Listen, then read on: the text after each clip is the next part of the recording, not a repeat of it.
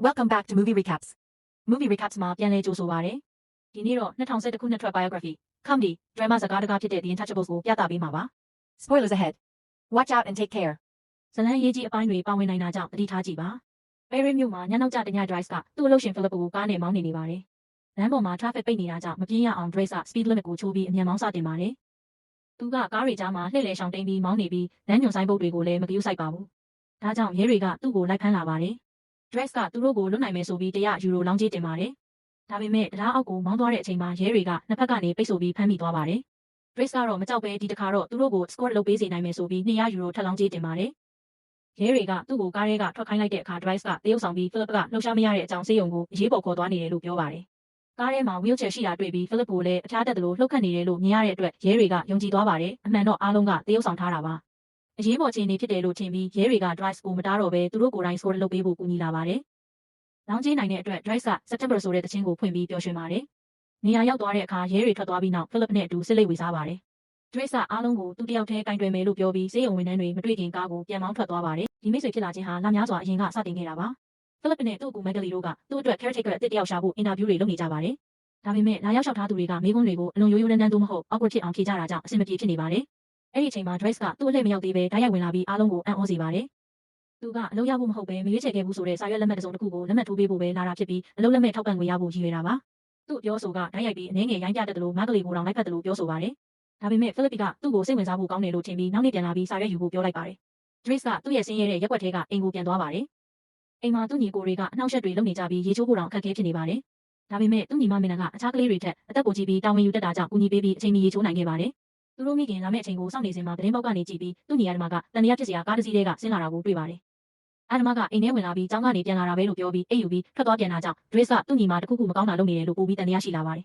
။ညနေခင်းမှာသူတို့မိခင်ပြန်ရောက်လာပြီး Dress ကတကိုးထားတဲ့ favorite တစ်လုံးကိုလက်ဆောင်ဖြစ်ပေးပြီးအမေးခံရတဲ့အခါခရီးထွက်နေခဲ့တယ်လို့လိန်ပြောပါတယ်။ဒါပေမဲ့သူ့မိခင်ကသူ့ကိုပြန်တွေ့တာကိုမပျော်ရွှင်ပါဘူး။သူဟာ6 လလောက်မပေါ်ပဲမဖုံးခေါ်ပဲပျောက်နေခဲ့ပြီးအခုတော့ဘာမှမဖြစ်တယ်လို့အိမ်ကိုဟိုတယ်လိုပြန်လာတာကြောင့်ပါ။သူ့လိန်ညာမှုတွေကိုမခံနိုင်တော့ပဲအခြားကလေးတွေကိုလည်းထိန်းသိမ်းရတာကြောင့်သူ့ကိုအိမ်ကနေထုတ်ပယ်ပြီးမပြန်လာဖို့ပြောလိုက်ပါတယ်။ Dress ကတော့ညတညလုံးရက်ွက်ထဲကတငယ်ချင်းတွေနဲ့အတူစစ်လိပ်တောက်ပြီးစနပ်တွေစားကအချိန်ဖြုံးနေပါတယ်။နောက်နေ့မှာ Dress ကသူ့စာရွက်တွေယူဖို့ Philip ရဲ့အိမ်ကိုပြန်သွားပါတယ်။အဲ့ဒီမှာအိမ်ထိန်း Ivan ကသူ့ကိုကြိုဆိုပြီးအိမ်ကိုလှည့်ပြပေးက Philip ရဲ့နေ့စဉ်လုပ်ငန်းစဉ်တွေကိုရှင်းပြပါတယ်။သူ့အတွက်တီးတန့်အခန်းတစ်ခန်းနဲ့ကိုပိုင်ရေချိုးခန်းမှာပါဝင်တဲ့အခန်းကိုလည်းပြပေးပါတယ်။ Dress ကရေချိုးကန်ကိုကြည့်ပြီးစိတ်ဝင်စားနေချိန်မှာ Philip ကိုတွေးဖို့ခေါ်သွားခံရပါတယ်။ Philip ကလက်မှတ်ထိုးပြီးသားစာရွက်ကိုပေးပေမဲ့အလုပ်ကိုင်ခွင့်လန်းတစ်ခုကိုလည်းပေးပါတယ်။ Dress ကတလစမ်းသက်အလုပ်ကိုလက်ခံပြီး Philip ကတော့သူနှစ်ပတ်တောင်မခံနိုင်ဘူးလို့လောင်းကြီးတင်ပါတယ်။သူ့အခန်းထဲမှာပစ္စည်းတွေထည့်ပြီးနောက် Dress ကို Philip ကိုဘယ်လိုစောင့်ရှောက်ရမလဲဆိုတာသင်ကြားပေးပါတယ်။သူ့ခြေထောက်တွေကိုလှုပ်ရှားမှုရှိအောင်လေ့ကျင့်ပေးရမယ်။ wheelchair ထည့်ပေးရမယ်။ရေချိုးပေးပြီးအဝတ်အစားပြောင်းပေးရမယ်။ Dress အတွက်အခက်အခဲဖြစ်တဲ့အချိန်တွေကတော့ Philip ကိုအထူးစရော့ကင်များဝတ်ပေးရတာအိမ်သာသုံးပြီးနောက်တန်ရှင်းရေးလုပ်ပေးရတာတွေပါ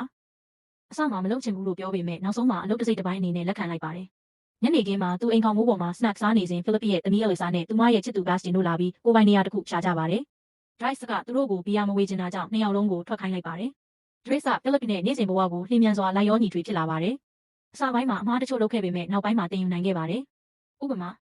ာဖုန်းကို Philip ရဲ့နားထဲမထားဘဲလက်ထဲပေးတာရေချိုးနေချိန် baby monitor မယူသွားတာမျိုးပါ။သူကစာတွေကိုလည်းဖိုင်မျိုးခွဲပြီးစီစဉ်တက်လာပါတယ်။စာအများစုကိုဖွင့်ဖတ်ပေးရပေမဲ့ကိုရေးကိုရာစာတွေကိုတော့မဖတ်ခွင့်မရှိပါဘူး။ဒီနေ့မှာမိန်းကလေးများနဲ့အတူသွားလာရန်ကြော်ညာစာရွက်တစ်ခုတွေ့ပြီး Philip ကပြစ်ချဖို့ပြောပေမဲ့ Dress ကအဲ့ဒီလိုစာတွေကိုတီးတန့်ဖိုင်တစ်ခုထဲမှာတင်ဆေးလိုက်ပါတယ်။ဒီဘဝအစ်စ်မှာအလုပ်ပဲမဟုတ်ပါဘူး။ Dress ပျော်ရွှင်ဖို့လည်းမမေ့ပါဘူး။ Maggie ကိုလိုက်ဖက်ဖို့စူးစမ်းပေမဲ့မအောင်မြင်ပါဘူး။တမနက်မှာYuan က Dress နောက်ကျတဲ့အတွက်စုဖို့သူ့အခန်းထဲဝင်လာတဲ့အခါသူ့အိတ်ထဲမှာအန်ရရှိတဲ့လက်နက်တချို့ကိုတွေ့လိုက်ပါတယ်။ဒါပေမဲ့အဲ့ဒီအကြောင်းကိုတော့ချက်ချင်းမပြောပါဘူး။ဒီနေ့ Dress ရဲ့အလုပ်က Philip ကိုကားနဲ့လိုက်ပို့ရတာပါ။ဒါပေမဲ့သူက Philip ကိုပစ္စည်းလိုမျိုးပန်ကားနောက်ခန်းထဲမှာမထိုင်ချင်ဘူးလို့ပြောပြီးမတင်ပေးပါဘူး။အစားဖန်စီကားတစ်စီးကိုယူပြီးမောင်းသွားပါတယ်။အစမှာ Philip ကမတင်တော်ဘူးလို့ထင်ပြီးလက်တွေ့ကျကျလုပ်တင်တယ်လို့ပြောပေမဲ့နောက်ပိုင်းမှာတော့မြန်မြန်နဲ့ကိုစိတ်လှုပ်ရှားဖို့ကောင်းတဲ့စီးနှင်းမှုကိုစိတ်ဝင်စားလာပါတယ်။ Yuan ကတော့အဲ့ဒီအရာကိုမကြိုက်သေးပါဘူး။အိမ်ကထွက်ဖို့စူးစမ်းတဲ့အချိန်မှာအဝင်ပေါက်ရှိမှာမရရဆိုတဲ့ဆိုင်းဘုတ်ရှိနေတဲ့အတိုင်းတာကိုမလိုက်နာပဲအိမ်ကြီးချင်းတယောက်ကားရထားတာကိုတွေ့ကြပါတယ်။ Dress ကချက်ချင်းပဲသွားပြီးအဲ့ဒီလူကိုအင်ဂျီရှိဘက်ကနေဆွဲပြီးချင်းချောက်ကကားကိုရွှေ့ခိုင်းလိုက်ပါတယ်။ Philip ကသူ့လုပ်ရက်ကိုသဘောကျသွားပေမဲ့ Yuan ကတော့ထပ်ပြီးမကျေနပ်ပါဘူး။သူတို့နှစ်ယောက်ကပြလိုက်တစ်ခုကိုသွားကြပါတယ်။အဲ့ဒီမှာ Philip ကပကြီးကားတစ်ခုဝယ်ဖို့စီစဉ်ထားပါတယ်။ဒါပေမဲ့ Dress အမြင်ရတော့အဲ့ဒါကခံကားပေါ်မှာအနီရောင်အမှတ်တစ်ခုသာဖြစ်ပြီးအဲ့ဒီတန်ဖိုးမရှိဘူးလို့ထင်ပါတယ်။နောက်ပိုင်းမှာ Philip ကသူ့ဆွေမျိုးတစ်ယောက်နဲ့တွေ့ဆုံပြီးသူက Dress ကိုလူတိုင်းစိုးရိမ်နေကြောင်းပြောပါတယ်။ဘာကြောင့်လဲဆိုတော့ Dress ကတခါတရံရန်လိုတက်တဲ့သူဖြစ်နိုင်တာကြောင့်ပါ။ထို့အပြင်သူ့မှာပြစ်မှုမှတ်တမ်း criminal record ရှိတယ်လို့လည်းသိရှိထားပါတယ်။ဒါပေမဲ့ Philip ကတော့အဲ့ဒါတွေကိုဂရုမစိုက်ပါဘူး သူ Drake ကိုသဘောကျတာကသူ့ကိုတနာစိတ်မထားပဲရိုးရိုးပဲဆက်ဆံပြီးအတူတူဟာတာပြောနိုင်တဲ့အတွက်ဖြစ်ပါတယ်။ Megally ကိုထပ်မံလိုက်ဖက်ဖို့ကြိုးစားပြီးမအောင်မြင်သေးတဲ့နောက် Drake ကမိဖို့ခန်းထဲမှာ Yvonne နဲ့အတူညစာစားနေပါတယ်။ Philip က Megally ကိုစာတစ်စောင်ပြောဆိုနဲ့ရေးခိုင်းနေပါတယ်။ Yvonne ကဒါဟာကိုရေးကိုရာစကားပြောဆိုမှုဖြစ်တယ်လို့ပြောပြီး Baby Monitor ကိုပိတ်လိုက်ပြီးအကြောင်းကိုရှင်းပြပါတယ်။ Philip ကအလုံးလို့ဆိုတဲ့မိန်းကလေးတစ်ယောက်နဲ့စာပို့ပြီးဆက်သွယ်နေတဲ့ဖန်ဖော်ဖြစ်ပါတယ်။ဒါကြောင့်ပဲ Drake ကိုမဖတ်ခိုင်းတဲ့စာတွေဖြစ်တာပါ။ဒါပေမဲ့ Philip ကလုံးတော်ကိုတစ်ခါမှမတွေ့ဘူးပဲသူတို့ရဲ့ဆက်ဆံရေးဟာစာရေးဆက်သွယ်မှုသာဖြစ်ပါတယ်။အချက်အကြောင်းပြောလာတဲ့အခါ Drake က Yvonne ကိုဥယျာဉ်ထင်းကသူ့ကိုအမြဲကြည့်နေတဲ့အကြောင်းနဲ့လှောင်ပြောင်ပါတယ်။နောက်ပြီးအိတ်ကိုစူးစမ်းနေချိန်မှာ Baby Monitor ကနေထူးဆန်းတဲ့အတန်တွေကြားလိုက်ရပါတယ်။ Philip ကအသက်ရှူရခက်နေပါတယ်။ Drake ကမမြင်ချင်တယ်လို့မကြားချင်တယ်လို့မနေနိုင်ပဲသူ့အခန်းကိုသွားပြီးစိတ်သက်သာစေတဲ့စကားတွေပြောကရေဆိုဘဝနဲ့မျက်နှာကိုတုပ်ပေးပြီးကူညီပါတယ်။နောက်ဆုံး Philip ကအိတ်ပျော်သွားပေမဲ့ခဏအကြာမှာပြန်နိုးလာပြီးလေရှူချင်တယ်လို့ပြောပါတယ်။ဒီတစ်ခါမှာတော့ Drake ကမတွန့်ဆုတ်ပဲ Philip ကို wheelchair ထဲထည့်ပြီးအပူကာဝတ်တွေနဲ့ဖုံးကာမြစ်ပေးကိုလှည့်လည်သွားလာစေပါတယ်။ဒါဟာ Philip အတွက်အချိန်ကြာမြင့်ပြီးမှညအချိန် Perry မြို့ကိုပြန်မြင်ရတဲ့ပထမဆုံးအကြိမ်ဖြစ်ပါတယ်။သူစိတ်အေးလာပြီးနောက်ဆေးတွေကအားလုံးကိုမဖြေရှင်းနိုင်ဘူးဆိုတာနဲ့တခါတရံမရှိတော့တဲ့ခန္ဓာကိုယ်အစိတ်ပိုင်းတွေမှာတော့နာကျင်မှုလိုမျိုးခံစားရတတ်တဲ့ Phantom Pain ကိုရှင်းပြပါတယ်။လမ်းမှာမိန်းကလေးတွေကိုမြင်တဲ့အခါ Philip ကသူ့အခြေအနေကြောင့်အချင်းရေးဘက်မှာအပြည့်အဝမလုပ်နိုင်ဘူးလို့လည်းပြောပြပါတယ်။ဒါပေမဲ့သူ့နားတွေလိုအထူးခံစားလွယ်တဲ့နေရာတွေမှာထိတွေ့မှုကနေသက်သာမှုတစ်မျိုးတော့ရနိုင်သေးတယ်လို့ပြောပါတယ်။ Phantom Pain ပြန်လာမယ့်အချိန်မှာ Drake ကသူ့ကြွတစ်ခုကို Philip နဲ့မျှဝေပေးပါတယ်။ Philip ကအစမှာတန်တရားရှိပေမဲ့နောက်ဆုံးမှာတော့အဲ့ဒါကိုကြိုက်သွားပါတယ်။နောက်ပြီးသူတို့ကစားတောက်ဆိုင်တစ်ခုကိုသွားကြပြီးအတူတူစားရင်းဟာတာတွေပြောကြပါတယ်။ Philip ကလည်းသူ့ဘဝအကြောင်းကိုပိုပြီးပြောပြလာပါတယ်။သူ့ဇနီးကိုကျောင်းသားဘဝတုန်းကတွေ့ခဲ့ပြီးလက်ထပ်ပြီးမကြခင်မှာသူမက miscarriage ကိုဝင်ပြတ်ကျခြင်း၅ကြိမ်ဖြစ်ခဲ့ပြီးမကုသနိုင်တဲ့နောက်ဆုံးအဆင့်ယောဂါတစ်ခုကိုလည်းရှာဖွေတွေ့ရှိခဲ့ပါတယ်။အဲ့ဒီအချိန်မှာသူတို့လွှဲစာကိုမွေးစားခဲ့ပါတယ်။ Philip ကအငြင်းတန်းပြိုင်ပွဲတွေအန္တရာယ်များတဲ့အားကစားတွေအမြန်နှုန်းတွေကိုနှစ်သက်တဲ့သူဖြစ်ပြီး Paraglide ကအဲ့ဒီလိုခံစားမှုကိုသူ့ကိုပေးခဲ့ပါတယ်။ Paraglide လုပ်နေစဉ်မှာမိုးလေဝသဆိုးရွားလာပြီးသူ crash ဖြစ်ကကြောရိုးကျိုးသွားခဲ့ပါတယ်။ဒါပေမဲ့သူ့အတွက်တကယ်မတန်ဆွမ်းမှုကကားထိုင်ကုန်မဟုတ်ပဲဇနီးမရှိပဲနေထိုင်ရတာပဲလို့ထင်ပါတယ်။ဟာတာတွေပြောပြီးနောက် Philip ကရက်ကိုတတိယသွားပြီး Drake ရဲ့တလဆန်းသက်အလုပ်ပြည့်သွားပြီဆိုတာသိလိုက်ပါတယ်။အဲ့ဒါကြောင့်သူ့ကိုအလုပ်တရဝင်ခန့်လိုက်ပါတယ်။ဒါပေမဲ့အရင်ဆုံး Drake ကတကိုးယူထားတဲ့ fabric ကိုပြန်ယူလာရပါမယ်။အဲ့ဒါကသူ့ဇနီးကလက်ဆောင်ပေးထားတာဖြစ်ပြီးနှစ်တိုင်းတစ်လုံးစီပေးခဲ့တာပါအခုဆိုရင်25လုံးရှိပြီးသူတို့အတူရှိခဲ့တဲ့နှစ်အရေးအတွက်နဲ့တူညီပါတယ်။နောက်နေ့မှာ Drake ကမင်းနဲ့ကြောင်းထွက်လာချိန်မှာသွားတွေ့ပါတယ်မင်းကသူ့ message တွေကိုမပြန်တဲ့အတွက်စိတ်မကျေနပ်ပါဘူး fabric ကိုရှာဖို့ပဲဆက်သွယ်နေတဲ့အတွက်လည်းမကျေနပ်ပါဘူး။သူတို့အိမ်ကိုရဲတွေလာခေါ်နေတယ်ဆိုတာကိုလည်းပြောပြပါတယ်။နောက်ပြီး Drake ကအဓမ္မကိုသွားတွေ့ပါတယ်ဓမ္မကသူ့မှာမူရစ်ဆေး30 gram နဲ့ဖမ်းမိထားတယ်လို့ဝန်ခံပါတယ်။ Drake ကသူ့ကိုအတူတူထမင်းစားသွားဖို့ခေါ်ပေမဲ့အဓမ္မကမလိုက်ပဲအရင်တုန်းကတန်တရားဖြစ်စရာကားထဲကိုပဲပြန်တက်သွားပါတယ်။နောက်ပိုင်းမှာ Drake ကို Philip ရဲ့ Eleanor အတွက်ရေးတဲ့စာကို Megally ရှေ့မှာနားထောင်ခွင့်ပေးထားပါတယ်။သူကဒီလိုလှပစကားလုံးတွေသုံးပြီးရေးထားတဲ့စာတွေကိုအလွန်ပြင်းစရာကောင်းတယ်လို့ထင်ပြီး Philip ကပိုပြီးတိုက်ရိုက်ပြောတင်တယ်လို့ပြောပါတယ်။ထို့အပြင်သူတို့ဒီလိုစာရေးဆက်သွယ်နေတာ6လကြာနေပြီဖြစ်ပေမဲ့လက်ပုံတွေမလဲလှယ်ကြသေးတာကိုလည်းအံ့ဩနေပါတယ်။စာတစ်စောင်ထဲမှာ Eleanor ရဲ့ဖုန်းနံပါတ်ကိုတွေ့တဲ့အခါ Drake ကဒါကိုခွင့်ရေးတစ်ခုလို့ယူပြီးသူမကိုဖုန်းခေါ်လိုက်ပါတယ်။ Philip ကိုလည်းဖုန်းကိုလက်ခံပြီးစာမဟုတ်ပဲတိုက်ရိုက်စကားပြောဖို့လိုအပ်လာအောင်လုပ်လိုက်ပါတယ်။သူတို့နှစ်ယောက်ရဲ့စကားပြောမှုကအရန်ကောင်းသွားပြီး Philip ကအခုဆိုရင်သူမနဲ့မကြာခဏဖုန်းပြောနေတတ်ပါတယ်။ Opera သွားကြည့်မဲ့အချိန်မတိုင်ခင်တောင်ဖုန်းပြောနေပါသေးတယ်။ Opera ကြည့်နေစဉ်မှာ Drake ဝတ်စုံတွေကိုလှောင်ပြောင်ပြီးရင်မောနေပါတယ်။နောက်နေ့မှာ Drake က Philip ကို Eleanor နဲ့ဓာတ်ပုံလဲလှယ်ဖို့လက်ခံအောင်ဆွဲဆောင်ပြီး wheelchair ထိုင်နေတဲ့သူ့ဓာတ်ပုံတစ်ပုံကိုရွေးချယ်ပေးပါတယ်။နောက်ပြီး Drake ပကြီးဆွဲနေချိန် Melissa ကအခန်းထဲဝင်လာပြီးစစ်လိတ်တောင်းပြီးသူ့ကိုအမှုပညာလုပ်နေတယ်လို့လှောင်ပြောင်ပါတယ်။ Drake စိတ်တူပြီး Elisa ကိုထွက်ခိုင်းလိုက်ပြီး Philip ကိုသွားတွေ့ပါတယ်။အဲ့ဒီအချိန်မှာ Philip က Yvonne ကို wheelchair မထိုင်ရသေးတဲ့အချိန်ကသူ့ဓာတ်ပုံတစ်ပုံနဲ့ပြောင်းပေးဖို့ပြောနေပါတယ်။ Yvonne ကအဲ့ဒီဓာတ်ပုံကို Squad file ထဲမှာဖုံးထားလိုက်ပြီး Drake ဝင်လာတဲ့အခါ Elisa အကြောင်းပြောပြီးသူ့ကိုစီကံထားတင်တယ်လို့ Philip ကိုပြောပါတယ်။ Yvonne ကလည်းအဲ့ဒါကိုသဘောတူပါတယ်။ Philip က Elisa နဲ့စကားပြောမယ်လို့သဘောတူပေမဲ့ Drake ကြီးဆွဲနေတယ်ဆိုတာမထင်မှတ်ပဲသိသွားတဲ့အတွက်အံ့ဩသွားပါတယ်။နေ့တွေဆက်လက်ကြော်ဖြတ်သွားပြီး Philip နဲ့ Drake ရဲ့မိတ်ဆွေမှုကပိုပြီးခိုင်မာလာပါတယ်။ Drake ကသူ့ကိုနှင်းထဲမှာကစားစီပြီးသူပြေးထွက်တဲ့အခါလဲခေါ်သွားပါတယ်။ Philip က Drake အတွက်ပထမဆုံးဆွတ်တစုံဝယ်ပေးပြီးသူ့သမီးကိုစူတက်ပါတယ်။ Drake ကတော့ Baby Monitor မှတဆင့်နားထောင်နေပါတယ်။ Drake ကသူ့ပထမဆုံးပကြီးကိုပြီးဆုံးသွားတဲ့အခါ Megally ကိုပြပါတယ်။ဒါပေမဲ့သူမကိုနမ်းဖို့စူးစမ်းတဲ့အခါ Megally ကသူ့ကိုလက်ဖြင့်တိုက်ထုတ်လိုက်ပါတယ်။ Philip ကတော့အဲ့ဒီပကြီးကိုသဘောကျပြီးရောင်းပေးမယ်လို့ကတိပေးပါတယ်။သူတို့နှစ်ယောက်အတူတူအချိန်ကောင်းတွေကုံဆုံးကြပြီးမြန်မောင်းနိုင်တဲ့ကားတွေကျွေးမျှဝေတောက်တာတွေ Squad မိန်းကလေးတွေကိုအတူခေါ်တာတွေကိုတောင်ပျော်ရွှင်စွာလုပ်ကြပါတယ်။ Philip ရဲ့မွေးနေ့ရောက်လာတဲ့အခါသူကအထူးစိတ်လှုပ်ရှားမှုမရှိပါဘူး။နှစ်တိုင်းသူ surprise ဖြစ်တယ်လို့ပြုလုပ်ပြီးပါတီလုပ်ကြတဲ့အခါသူ့ဆွေမျိုးတွေလာပြီးသူအသက်ရှင်နေသေးလားဆိုတာစစ်ကြည့်တယ်လို့လာကြတာကိုတွေ့ရပါတယ်။ Philip ကဒီပါတီဟာပြင်းစရာကောင်းမယ်လို့ပြောပါတယ်။သူနဲ့ဧည့်သည်တွေ classical music နားထောင်နေချိန်မှာ Drake က Elisa ကိုရှာပါတယ်။ Elisa က Yvonne ရဲ့ဆေးတချို့တောက်ထားပြီးသူ့ကိုယ်သူမသိသေးတဲ့အတွက်မျှော်လင့်ထားတာမဖြစ်ပဲအခန်းထဲမှာငိုနေပါတယ်။သူမဝမ်းနေရတဲ့အကြောင်းကဘာစင်ကသူမနဲ့ချစ်သူဖြစ်တာကိုဖြုတ်ပြီးမကောင်းတဲ့စကားနဲ့စော်ကားလိုက်တာကြောင့်ပါ။ဒါကြောင့် Drake ကိုအဲ့ဒီကောင်လေးနဲ့တွားပြောပေးဖို့တောင်းဆိုပြီး Drake ကပတ်စံပေးရင်လုပ်ပေးမယ်လို့သဘောတူပါတယ်။တစ်ဖက်မှာတော့ Philip က Drake ရဲ့ပကြီးကိုသူ့ဆွေမျိုးတစ်ယောက်ကိုပြပြီးဆက်တဲ့3.3.3 ယူရိုနဲ့ဝယ်ဖို့ယုံကြည်အောင်လုပ်နိုင်ခဲ့ပါတယ်။ Drake ကပြန်ပြီးစားတော့ခန်းထဲသို့ဝင်လာပြီး Yvonne နဲ့စကားပြောပါတယ်။ Yvonne က Megally က Fred ဆိုတဲ့သူနဲ့ဆက်ဆံရေးရှိပေမဲ့အဆင်မပြေမှုတွေရှိနေတယ်လို့ပြောတဲ့အတွက် Drake အတွက်မျှော်လင့်ချက်တချို့ဖြစ်လာပါတယ်။ပါတီကအေးသွားချိန်မှာ Philip က Drake ကို classical music ထဲကအရေးကြီးဆုံးသချင်းတွေနားထောင်စေပါတယ်။ဒါပေမဲ့ Drake ကဟာတာနဲ့ပဲတုံ့ပြန်ပါတယ်။ဘန်ပြီးသွားတဲ့နောက် Drake ကသူ့ဝက်ဖတ်ထုတ်ပြီး Willy Wonderland သချင်းကိုဖွင့်ကာကျမ်းပြင်လဲမှာကခုံစတင်ပါတယ်။ သူကကောက်ခုံရမှာအလွန်ကောင်းပြီးပါတီထဲကလူတွေကိုပါအတူကောက်ခုံဖို့ဆွဲဆောင်နိုင်ခဲ့ပါတယ်ဖိလစ်ကတော့အဲ့ဒီကိုကြည့်ပြီးပျော်ရွှင်နေပါတယ်နောက်ပိုင်းဖိလစ်ကိုအိတ်ခမ်းထဲထည့်ပေးတဲ့အချိန်မှာ Drice ကအလွန်တော်ရဲ့နောက်ဆုံးစာကိုဖွင့်ကြည့်ပါတယ်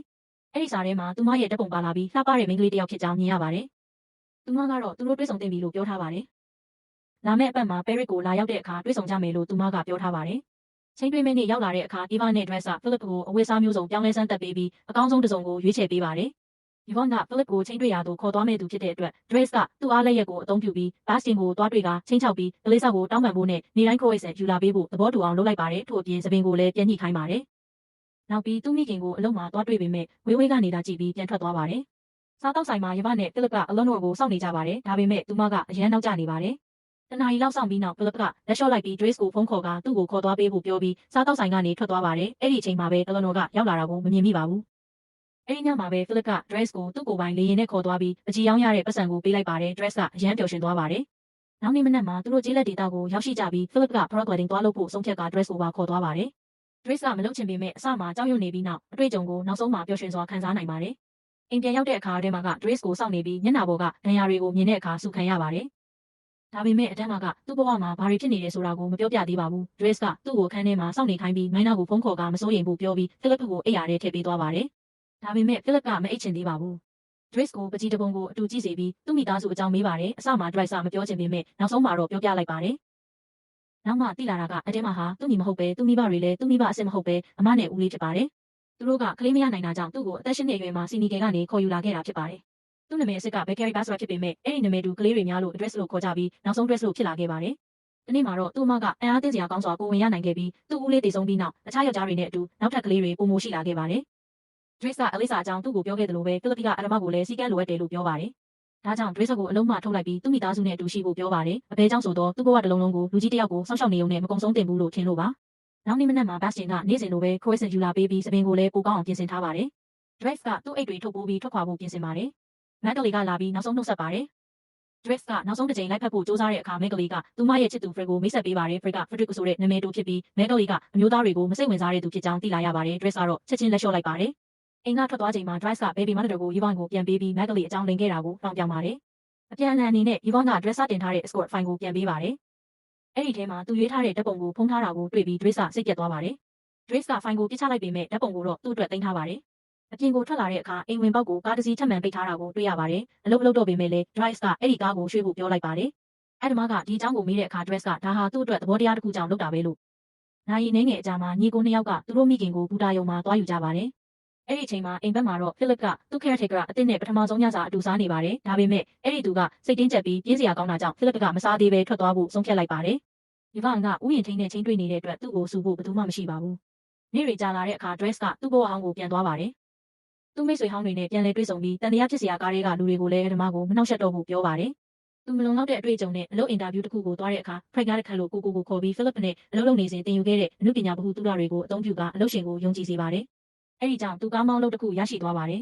။ Philip ကတော့သူ့ caretaker အစ်စ်ကိုမကြိုက်သေးပဲအမြဲစိတ်မကောင်းဖြစ်နေပါတယ်။တညမှာသူ့ Phantom Pain ကိုဘယ်သူ့အကူအညီမှမယူခြင်းပဲညှင်းဆန်လိုက်တဲ့အတွက် Yvonne က Drice ကိုဖုန်းခေါ်ပြီးပြန်လာဖို့တောင်းဆိုပါတယ်။အဲ့ဒီကြောင့်သူတို့နှစ်ယောက်အစမှဖြစ်ခဲ့တဲ့အခြေအနေကိုပြန်ရောက်သွားကြပြီးရဲတွေလိုက်ဖမ်းတာနဲ့နောက်ဆုံးစိတ်ယုံထိ score လုပ်ပေးတာတွေဖြစ်လာပါတယ်။အဲ့ဒီအဖြစ်ပြက်ပြီးနောက် Drice က Philip ကိုကမ်းခြေဘက်ကိုမောင်းသွားပြီးပင်လယ်ကိုမြင်ရတာက Philip ကိုစိတ်အေးစေပါတယ်။နောက်ပိုင်း Drice က Philip ရဲ့ရှည်လျားနေတဲ့မုတ်စိတ်ကိုဖျက်ပေးပြီးနေ့လည်စာစားဖို့စားတောက်ဆိုင်ကိုခေါ်သွားပါတယ်။ဒါပေမဲ့သူမနေရပဲထွက်သွားပါတယ်။ဘာကြောင့်လဲဆိုတော့ဒီနေ့ Philip နဲ့အတူနေရမယ့်သူတယောက်ရှိလို့ပါ။ Drice ကသူ့ကိုကံကောင်းပါစေလို့ဆုတောင်းပြီး Fabric ကိုပြန်ပေးကထွက်သွားပါတယ်။ Philip ကတော့တယောက်တည်းဖြစ်နေမှာစိုးရိမ်နေပါတယ်။ဒါပေမဲ့သူချင်းတွေ့သူဘယ်သူလဲဆိုတာမြင်လိုက်တဲ့အခါအဲ့ဒါကအလော့ဖြစ်ပြီးသူမက Philip ကိုတွေ့ရတာအရန်ပျော်ရွှင်ပြီး wheelchair ကိုလည်းလုံးဝမကြည့်ဆိုင်ပါဘူး။တကယ် Count Philip Puzzle Diborga ကအခုမိုရာကောင်မှာနေထိုင်ပြီးပြန်လည်လက်ထပ်ထားပြီးသမီး2ယောက်ရှိပါတယ်။တကယ် Dress အမှန်နာမည် Abdul Yasmin Sello ကလည်းကိုယ်ပိုင်လုပ်ငန်းရှိပြီးလက်ထပ်ထားကကလေး3ယောက်ရှိပါတယ်။ဒီလူ2ယောက်ကတော့ဒီနေ့ထိအရန်နှိစက်တဲ့မိတ်ဆွေတွေဖြစ်နေသေးပါ။အဆုံးထိကြည့်ပေးလို့ Google Movie Recap မိုင်းမှာအထူးကျေးဇူးတင်ပါတယ်ခင်ဗျာ။